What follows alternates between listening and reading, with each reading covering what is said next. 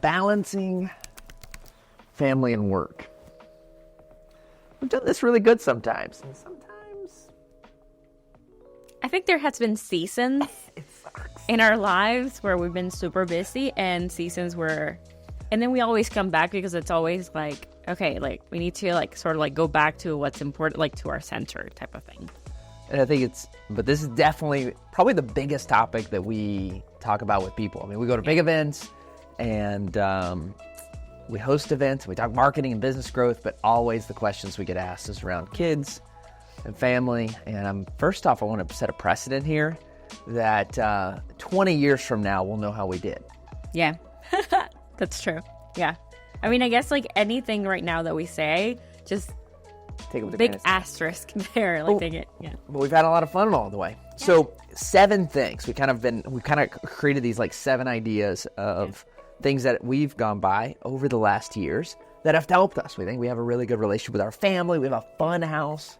We have a drama-free house, which I think is exciting. We have kids that fight all the time. I hope that's normal. Fight all the time. And it's a lot of fun. So the first thing that I think about a lot, right, is we prioritize by season. And so we've had several different seasons, as we've had, our first child, Olivia, 6 years ago.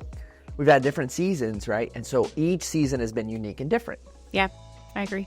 And so in the first season, we had them in school. We were living in Managua, in a big city. We had them in a traditional school. And then we started getting a little lost, right? We got so caught up in work and we felt that we were a little off balance. And so what we decided to do, we moved to the beach. And that's actually when we went remote. So I think that's important because not everybody has that opportunity. So if you're watching this video and you're working from an office, or your business is in an office, that changes quite a bit because not everybody can just move to the beach. We did that though. I would disagree. I think everybody could. I mean, well, maybe. If you have an employment, there's nothing stopping you. It's about prioritizations, right? We had an amazing office. We loved the office. It was so much fun. And we'll talk about office here in a second, but we canceled the office. We got rid of that and we moved to the beach. We were in a season that we needed to do that for ourselves and our family. And I think, that was a hard decision for me because it's not just like, oh yeah, we're going to move to the beach. We literally had to sell everything. And it was a decision that happened in, I think, probably a couple of weeks. And it was so big for us. For you as a visionary is huge. But for those that are managing, there's 2 parts of marriage, right? And relationships. And one part is yes, let's go. And then the other part sort of has to navigate through what it means to do that. And I think that is an important part of even as you're navigating this changes in your life, is important to have communication and to understand that.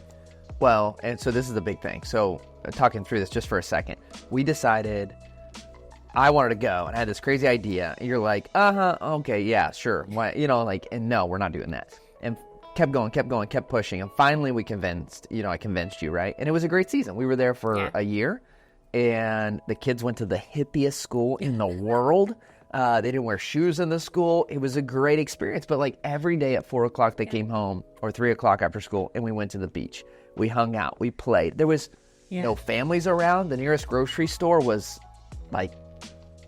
45 minutes away? Yeah, 45 minutes away. There was 2 restaurants. They were both on the beach. There was nothing to do besides to be together. And it was a huge thing. And so I think one of the first things, right, is prioritizing your season regardless of judgment, right? I had people that judge us what? Your kids are going to this type of, they need to be in better education. They need to be this, they need to be that, right? And we felt as parents that was what was best for our kids. And so it was huge. And then now we've gotten in a season where we've moved to the U.S. and we have our kids in a really great Christian private school and all this great stuff. And so I think the first thing is really understanding, okay, we're not making a decision necessarily for the next 12 years, but for us, what's the next year look like? What's the next year look like for the specific children that I have, for their specific needs, for our work, all that good stuff. But you can quit your job and get a remote. You can take your company remote in a lot of cases. Yeah. You can make the choice to maybe not scale your company as much as you want and go, okay, so that was number 1. That's very true. Prioritizing. Number 2, turning off the phone? That's something we still struggle, by the way, with. I'll say that I struggle with that. I am very much of like, I think like my brain, even though I am sort of a morning person, not really, but I feel like my brain really starts like later on the day. And so I have so many ideas and there's content, and that's kind of like where I find the time. But we've realized that, you know, we really need to turn off our phones at 4 o'clock, you know, so we can actually spend time with the kids. Like the worst thing that we can do is like be with the kids, but while we're on the phone. So that is a big temptation. If you're not able to do that, you probably are addicted to your phone, like most of us are, especially in digital marketing. It's embarrassing how hard it is. But for me, I'm trying to be very diligent of it. Even Karen yesterday was like, "Oh, JC, you need to text so-and-so." And I'm like, I can't. Like, no, I need you to text them. Sorry, I'm not going to turn on the phone, because the moment I turn it on, I have 100 emails. I got texts, I got this, I got that, and it can all wait. It can all wait for tomorrow. And so you ended up turning my phone and texting them on my behalf. I will say I wanted to teach Olivia a lesson, and she needed to apologize to a friend. So that was why I turned on the phone. No so excuse. It wasn't to just text somebody. I was doing it for parenting. No opportunity. No excuses. I think one of the number 3 here, thinking through this, and I think this is the big one, is that, and this is a controversial one maybe, which is the weekends for us has always been with family. I love golfing. I love going out. I love playing basketball. I love all of these really cool stuff with the bros, with the guys. Never, ever have we participated in those things. Yeah. And that's, some friends of ours really take that hard, you know, like, oh, you don't have time for us, you don't have this for us. It's just a reality. Like, we've prioritized family over friends. You know, I think you remember that quote, like there's this video on Instagram that it's in Spanish, but this guy is talking about how you have friendships that are cactuses and you have friendships that are bonsais. And I think this is very applicable in this season of our lives, because as you are wanting to grow your family and educate your kids and spend time with your kids, friendships kind of like take a second or third even spot, right, in your life. Like family for us is first, then we have our business, and then we have our friends maybe. Is that Faith, how? Like family, work, extended family. Extended family, and then, but for us, you know, I think like that has been a key in the friendships that we have been able to like build in this last 6 years. The friendships that we have today are friendships that are like, you know, just cactuses. Like the difference is a cactus, you know, you can leave it and like you go on a vacation and like you come back and it's fine, you know. It's just like maybe it's gonna need a little bit of help, you know, getting back, but it's going to survive, right? Like you don't have to be dependent, like you don't have to take care of it. And a bonsai, you know, like if you don't put enough water or if you don't trim it the right way, it's not gonna last. And so I think like when I heard that, I think we were in a season where we were going through that stress of like, you know, some friends thinking that if we don't put them as a priority, if we don't check in on them, if we don't check in on them, call them, if we don't do that, like, then I don't even hardly celebrate my own birthday. If I forgot your birthday and I forgot to text you, which, you know, to each their own. I think there's different love languages, right? And so like we probably were not loving them, and maybe that was their love language. Now, but we do have 5 or 6, 7 really close family friends, right? That like, I mean, they're like brothers and sisters to us, but they kind of all act that same way too. Yeah, right? Like they're cactuses. We are all good when we get together, especially now that we moved, you know, outside of Nicaragua. That's one of those things that you can know it's like that friendship is true, because I haven't seen some of my friends in the last 6 months, and I see them again, and it's just like, it's like we never left, you know, and that's a great opportunity. That's a great feeling. That 100%. So I think this is a big thing for us, right? Like being okay with having a very small set of friends and really not fostering those friendships to a certain extent, prioritizing family.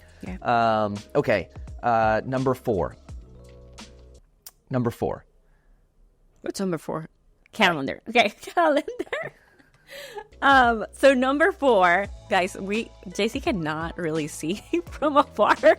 Got a list of these things. And we have a list of things that we want to cover. If I don't put on my glasses, I can't see them. And Karen's saying I can't turn on my glasses. Okay, number 4 is our calendar. One thing that has been key for us in navigating business, and we don't only have one business, we have multiple businesses, and also we have multiple events that we're either running, hosting or just being part of as speakers. And so that, as we add that complexity plus all the activities that we have for the kids, and now that they're like in a school where, you know, like we're supposed to be here for this date, one of the things that it has been key for us is having our sort of like big calendar. We actually printed it out. I think you'll learn about this. Jesse calendar. Itzler. Yeah, shout out to Jesse Itzler, because I'll put the link to his calendar in the there you go in the footnotes here, because his is my favorite. So prioritizing our calendar. So kids breaks, like spring break, summer breaks, all those, we really try not to be gone or be out unless it's with them. Yeah. And we definitely are aware of, like, even within the months, like we try to be conscientious of like, okay, during this 12 months, like there might be one month that it's like heavy, which is normally October. That's when we're heavy on. Like 5 events in October that we're either speaking. And funny enough, it has turned out to be like we're both in most of those events, which is wasn't the norm before, but now we are. And so like that takes even more of a responsibility for us to be able to navigate and have everything just mapped out so we know exactly what's happening. I think people are really good at telling their day what to do. Like our generation's really good at using their calendar from a day standpoint, right? Okay, what am I doing at 7, 8? But like when we back out and look at a year, we realize it's too compact, right? Where we're spending our time. So we have, and Laura can throw up an image of our calendar here, but that's been a huge thing for us, which then leads to the next point number 5 here, that I think has been really exciting for us, is that we have sacrificed financially to make sure that when we travel, we travel with family, right? And so that has been a big investment for us since day one. Our first mastermind, our kids were there, and I remember I think I just no, you had Olivia, right? No, I had just birthed Sebastian. So Sebastian was there, Olivia was there, but we have always traveled with the kids. And now here's something important though, like there are seasons, right? Like when the kids were, I want to say like 4 years and younger for Olivia, or even 5 years. They never missed an event. They were with us. And I think a lot of the times people are like, no, I cannot concentrate. Well, I couldn't concentrate with my kid that was like maybe 3 months old in another state or even another country. I couldn't do that. And so we made the investment of bringing them with us. And yes, it was a little bit hard because at that point I was breastfeeding as well. So like I had to like leave the event to like go and feed him. And we would always bring someone to help, right? Whether it was your sister, your mom, our head of HR came with us one time. Yeah. Like we would bring friends, like it doesn't matter. We just brought someone so that we were able to bring our kids. And so like we had to pay a little extra money for that, right? It cost a little extra on flights or hotels or whatever the case may be. But that offset for us was really valuable in not only for us making sure that it was a priority for us and like acting through that priority, but also for them as well to be able to experience some of those things, you know, like Olivia's held hand, like she is not going to be starstruck at all. Our first mastermind, she literally, it was my first time speaking. I was super nervous. And she just came in, and it was one of those, I need to post that picture. I was literally doing my presentation in front of like Sean Clark from High Level. Shout out to High Level. In front of them and like talking about, you know, like what I had found in my journey of like implementing SaaS. And here Olivia comes, and I'm like, I have 2 options. I can either continue doing this presentation, or I'm going to have to like take her and leave, and it's gonna be a tantrum. So like I just let her be, and she started drawing. You remember, like she was like painting and drawing on the board, and she was super comfortable doing that. Nobody cares. Yeah, nobody cares. Nobody cares. Yeah. And so I think that's something, and I've seen several families do, and I think it's getting more and more common. But how do we take them with us? Leading in to another, I think, really exciting thing for us is that we have a multi-generational home. Yes. And so your mom lives with us, your sister lives with us. And so we're like the Latino family in Arkansas. We don't do this in the States, right? Like when we're turn 18, we move out, right? Like we can't wait to move out. And when I moved to Latin America with Karen, this is cool. I mean, like super unique in the sense that you have many generations all getting along, all loving each other. Most of the time. No freaking drama, right? And so we've now kept that even coming back to the U.S. Your mom and sister still live with us. And it kind of happened. Like we didn't exactly plan it outside of Anna, but So then it leaves a lot of things. So number one, like we have a date night every Friday night. Literally, tonight's Friday. Tonight, we'll go out to eat. And Abuelita and Tia know that they're in charge of the kids, right? And so they don't know. They're like, I'm super appreciative of my mom and like, of course, Anna, but it's been a thing, since the beginning, right? And so this allows us and them, and like the kids get to see multi-generations. We have all this balance within the family. We all pitch in and help. We all try to take care of each other. There's no, it's such a really cool. Also, though, when we do leave for whatever reason, a day or whatever, the kids we're not bringing in someone else to the home.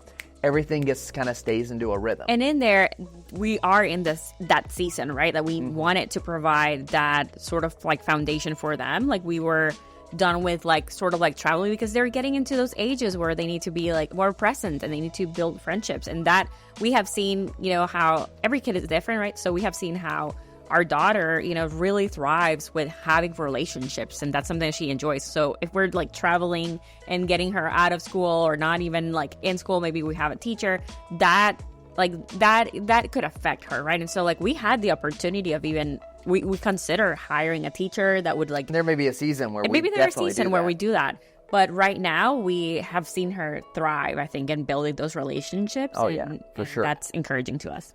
And then the last thing that I would say, guys, is, and this is something we did in the earlier years, if you do have an office, is we really integrated our office with the family.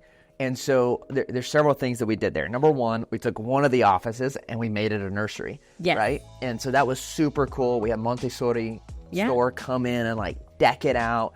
Yeah. And so we had these like really like everyone's children were invited and almost like not even invited, but like, no, do it. Like we want to create a culture that is family focused, because guys, and think about this, like when you're around kids, you want to be a better person. When you're around kids, like, oh, let me watch my language. Let me watch my tongue. Let me listen to a certain like when we're around children, it kind of invites us to be better human beings. And so we created an office where kids were, there was always kids. In fact, the nursery was right beside my office, and in my office I had a bunch of toys, and the kids would so many of them would come into my office. Remember JC being in meetings, and all of a sudden, like one of our teammates, like kids would come in and just start drawing in his windows and that was like one of the coolest things, because I don't know, I feel like we always build our business based on our values, right? And if our value is family, we not only want to live up to that, but we want our team members also to like live up to that and to encourage and nurture them in their own growth as a family. And so we had a lot of like team members bringing their nannies with their babies, and so like they would come, because also I think like for women, I think this is probably more relevant when your child is born, you have maybe 2 weeks in the US. I think maybe you get 2 weeks in Nicaragua. You get, in most countries in Latin America, I think you get 3 months.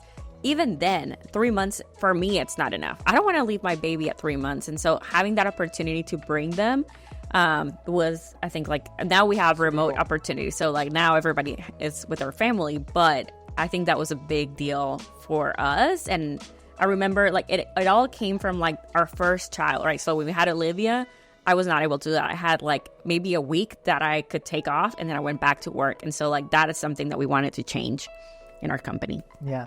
And I think all of these, like all these 7 points here, it's all about, understanding the season and being intentional with your priorities, right? Like love covers a multitude of sins, and we've messed up so much. Like we get angry sometimes, we get frustrated so much times, but like the more we see intentionality in the things that we do, the more it opens up. And like, all right, let's power through this. What's really happening? What's really, making sense here? And so how are you guys in your entrepreneurial journey, in your business journey, being intentional about the things that you say matter most? So many of us say it matters most, but the actions and the intentionality does not show that. You're spending every waking hour thinking about, how do I make my business better, stronger, more sustainable, more scalable, when we need to be spending a portion of time thinking about, how do I make my family more stronger, more stable, more scalable, right? And all this good stuff. So encouragement to you guys, create your own definition of what this balance or harmony should look like. And that's our invitation to you gudefine that for yourself and really live up to that.